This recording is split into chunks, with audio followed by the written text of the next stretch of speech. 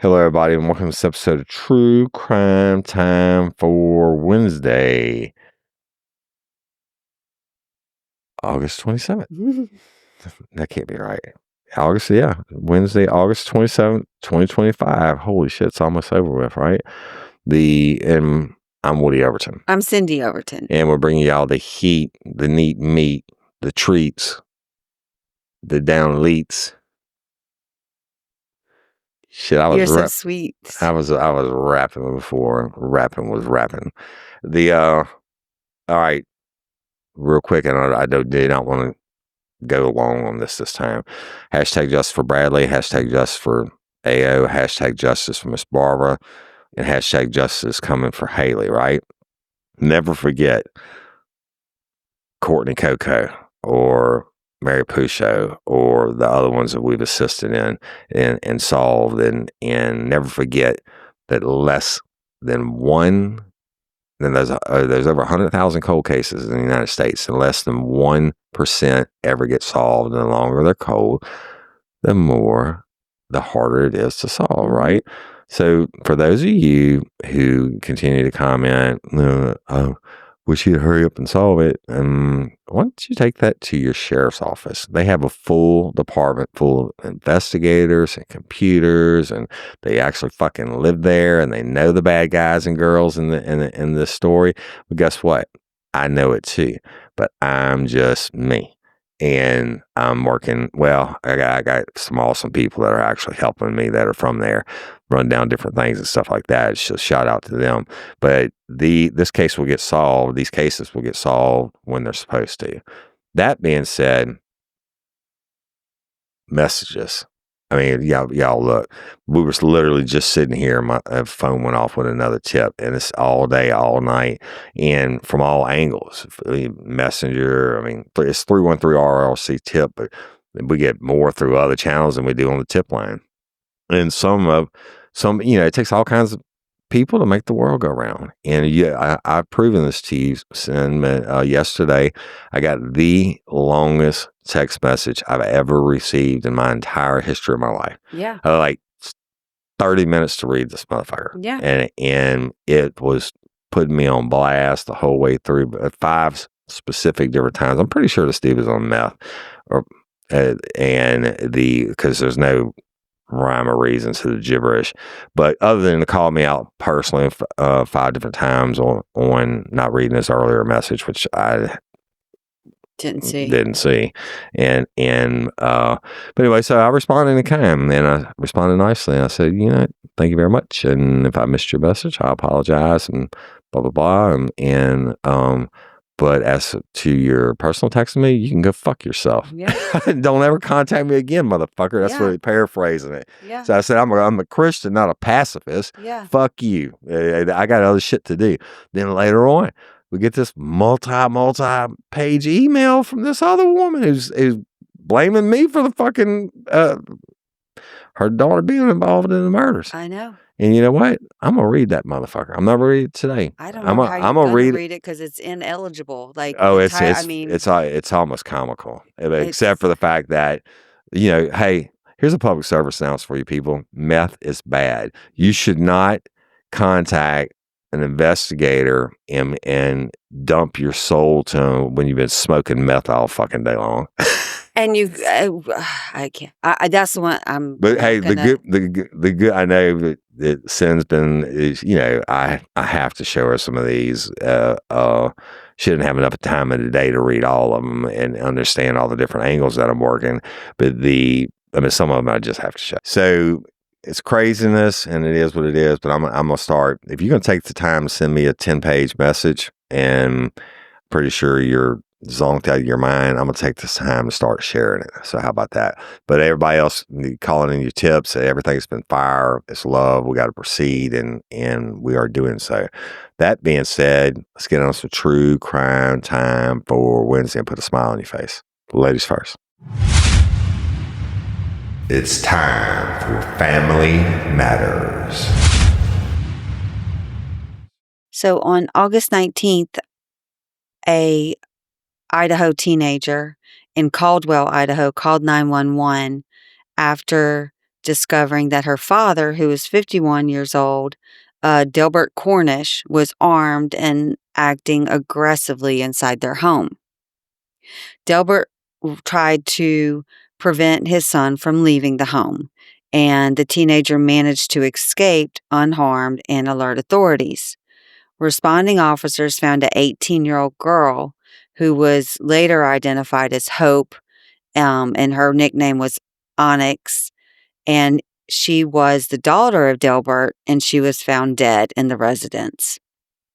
And so Hope or Onyx, was formally identified by the Canyon County Coroner's Office later that day, and police used automated license plate readers to track Delbert's location to Mountain Home, Idaho, where he was later arrested around 7:30 that same evening. So then,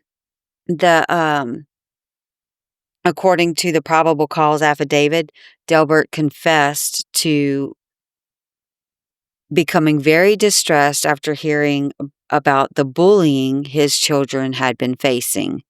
And he made a plan to kill all three of his children and himself.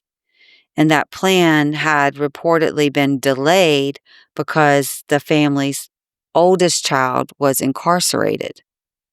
And so on the day of the incident, Delbert shot Onyx in the head and watched her suffer for approximately 20 minutes as she struggled to breathe.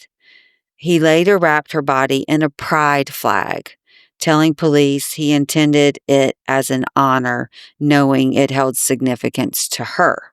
Hope's mother, Crystal Thompson, described her daughter as a fiery, stylish, kind, and loving presence, and she was struck by she was obviously upset and freaked. I don't know how to explain it, but she just didn't understand the unexpected act of violence. She didn't understand the murder, and so the family is trying to handle the grief of knowing that the father had those intentions of killing, all of his children and himself. And so now Delbert faces charges of first-degree murder and aggravated assault, and court records indicate he remains in custody, and including his plea, and he has not yet been released. It's crazy, right? Yep. As the world turns. Idaho, I watched them play football this past weekend. The real pretty country out there. We got to go. We're going to ride a Harley up there. Cool. Right? My wife is the best packer y'all in the world. Yeah. Seriously, we go somewhere and she takes it like serious and can get this most amount of stuff in the smallest thing, and then we don't ever want for anything. Everything I ask for is right there. Thank you for saying that. Well, it's true, because when we pack it on the bike, you got to do the same thing. So, all right, you know what? Speaking of that kind of shit, I'm just going to give y'all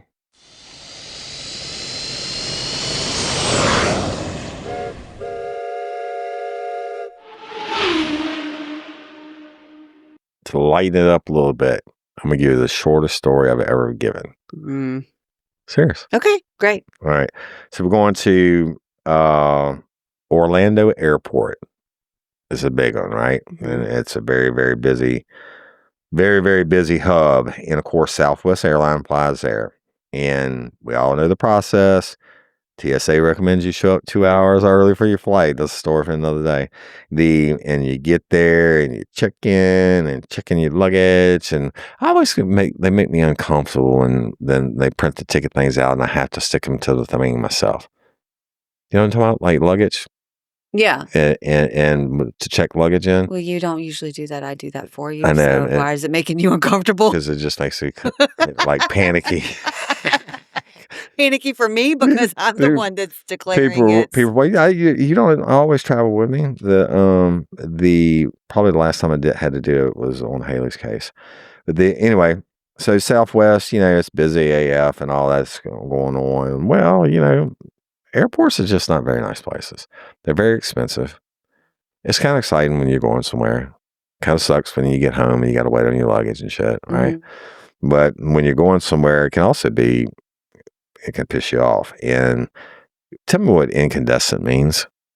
Oh gosh, don't put me on that. I feel stupid because incandescent is Do you want to hear the remaining incandescent lights. No, it doesn't have anything to do with lights. What does incandescent mean when describing a human? As an adjective, human means relating to or characteristic of people or human. All right. No. So I told y'all this would be the shortest story, and evidently it's not going to be because I don't know. I can't remember what incandescent means in the sentence. It says an incandescent woman attacked a Southwest Airlines gate agent and destroyed his computer during an unseemly Orlando airport meltdown that was caught on camera. What would incandescent mean in that? Maybe she's lit up. She's fired up. She's mad. She's fucking fired up. Look at the pictures of it.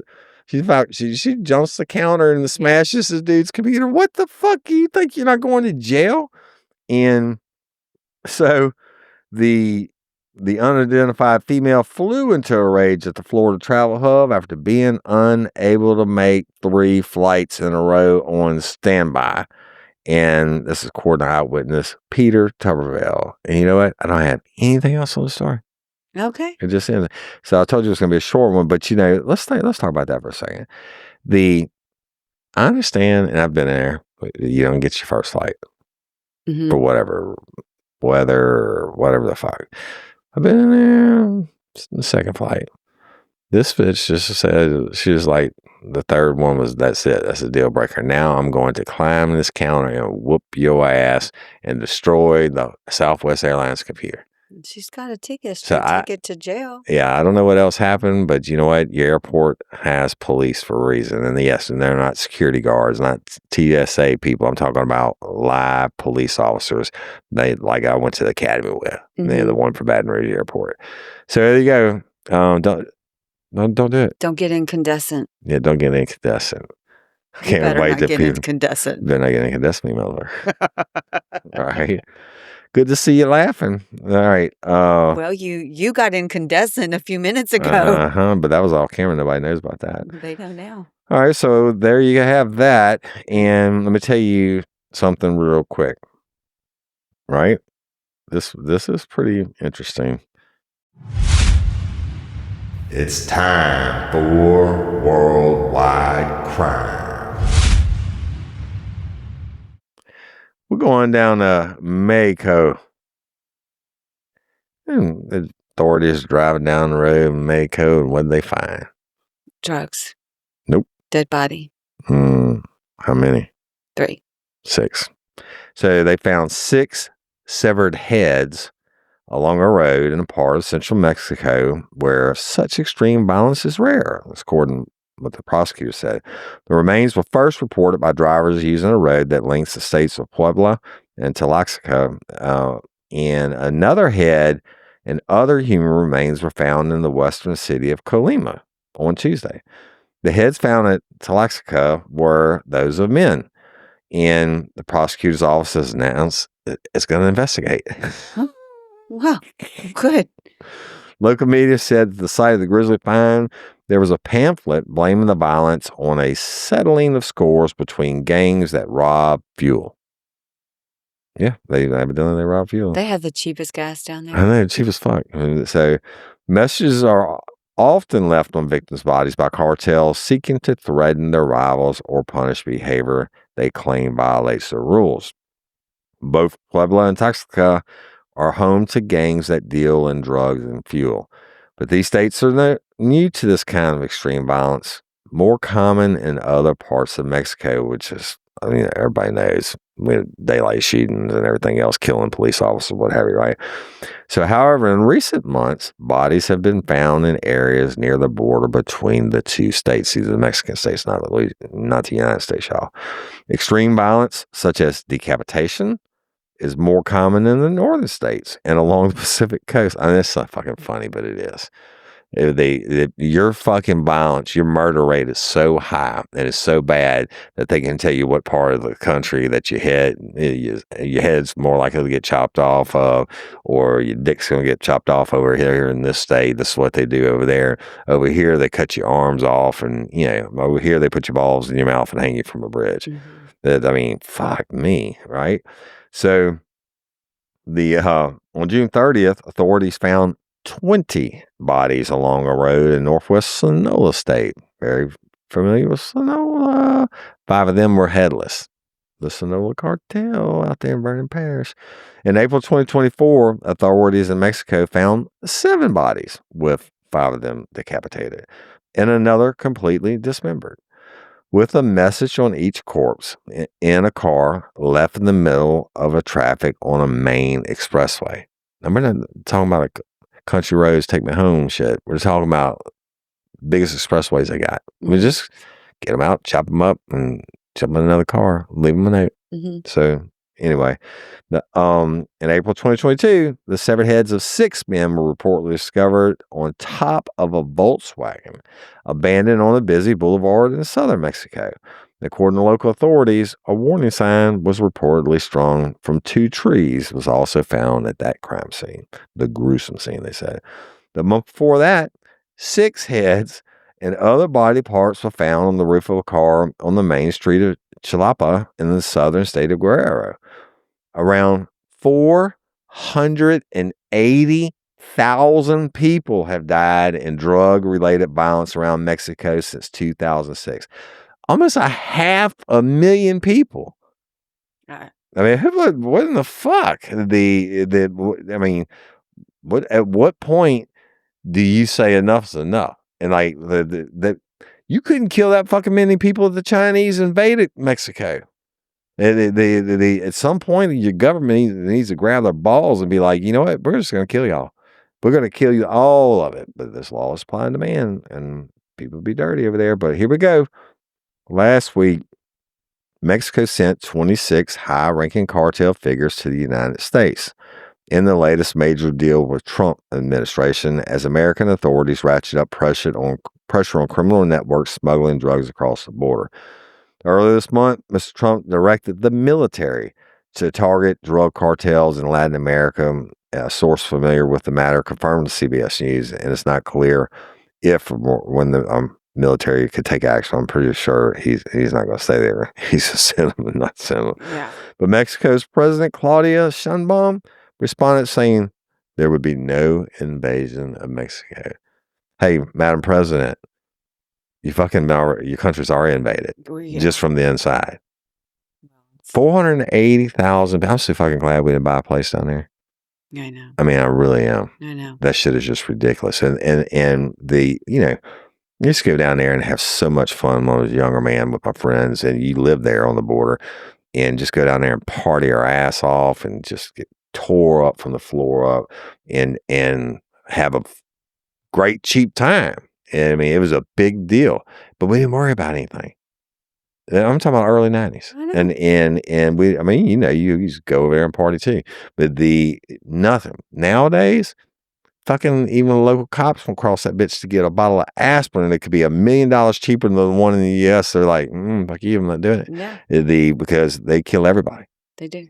And as soon as taking 26 and put them in U.S. prisons, okay, those 26 people won't be making millions and millions of dollars, but it's the next man up. It's like the NFL or college football. Player gets hurt, next off the bench. And the other one soon will be forgotten. I don't know what to say. I don't either. But you know what? I think we both are.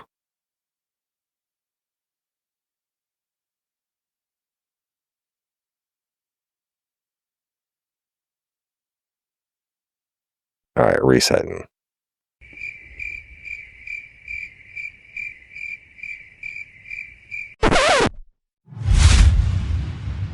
It's time for Effed Up Professionals.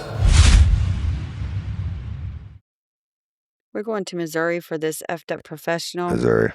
Park Great Hills. beer hunting. And this is Jimmy, what's his name on his Dallas Cowboys? Jimmy Johnson looked like Jimmy Johnson's the coach that got fired. Jerry Jones and Jimmy Johnson were on the national championship team together at Arkansas. And so Jerry Jones came in and bought the Cowboys and caused a big shit show. And they fired Tom Landry, who was the winningest coach of all time, and hired Jimmy Johnson. But my point being was Missouri. You know, every time you mention a state or people mention states, the first thing I think about is how's the hunting. And Jerry Jones has a ranch that his daddy owned, and that they still go up there and go hunting on. It was pretty cool. I got to see him. Yeah. You could give a fuck less. Okay. All right. Thank you, drive through. Okay. So, there's a place called Poppy's Playhouse 2, like the number 2, in Park Hills, Missouri. There's a woman named Tiffany Hedrick, and she's 40 years old, and she's the daycare director. And she was caring for a 3-year-old, Conrad Ashcraft, and he was a new child to the daycare, and he had only been there for a few weeks, but he was nonverbal, an autistic nonverbal child. And during nap time, the child was reportedly being difficult. And in response, Hendrick took him into a hallway. And she laid him on his back and then tucked the sides of his personal blanket under him, which immobilized his arms. Conrad continued to move. And so Hendrick turned him onto his stomach, tightened the blanket further, and then placed an 18.2-pound weighted blanket over his body and part of his face to subdue him. We sleep with a weighted blanket. WL sleeps with a weighted blanket. I like the weighted blanket. But we are also grown humans, like grown adults. Right. Not a 3-year-old, and 18 pounds. I forgot what the weight ratio should be for a weighted blanket versus your size. But my guess is this is way too heavy I never for knew that. Yeah. She further restrained him by placing her legs over his legs to hold him down. Other staff believed that he had fallen asleep and did not check on him again. Hendrick then left for the day, and Conrad remained hidden under the blanket until his mother arrived for pickup, which was hours later. So when Conrad's mother arrived, she discovered that he was unresponsive and covered up, like he was not responding to her. So she called 911.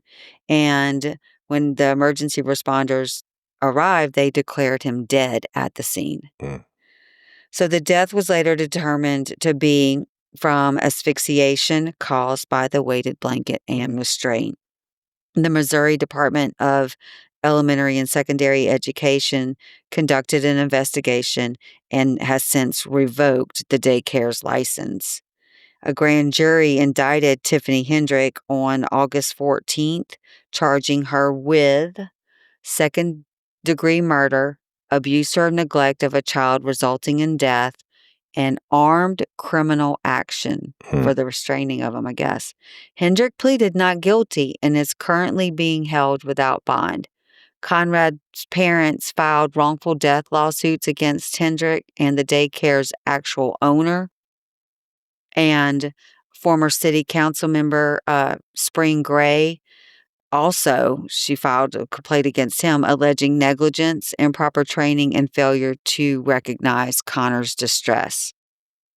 And so apparently this has sparked national concern over safety protocols in daycare centers, especially like the inappropriate restraint methods for children with special needs. Every rule in the policy and procedures because somebody fucked something up. And in this case, unfortunately, the baby got killed, right?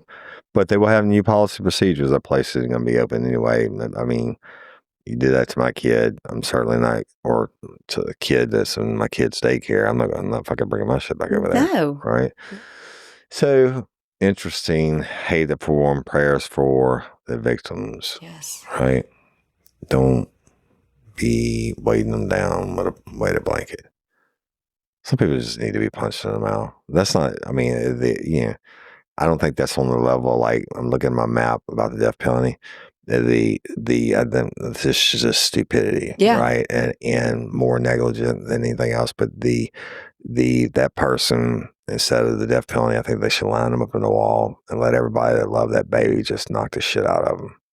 Yeah. And then send them to prison. How about everybody that loved that baby lays on top of her, lays her down, and one gets on top of the other until she suffocates to death? Well, I'm trying to show a softer side and not put them for the death penalty. Because Well, it's she can more withstand the just weight. well, how about I'll make you a deal and we'll go meet someone halfway in the middle. Instead of having them stand against the wall and punch in the mouth, we will have them stand against the wall. We'll put it on pay-per-view so the whole world can see it, and they can line up and they can get 2x4s with spikes nailed through them, and they can hit her in the head. I think that's too gruesome. Well, fuck you talking about a dead baby. I know, All but right. I think she needs to suffer.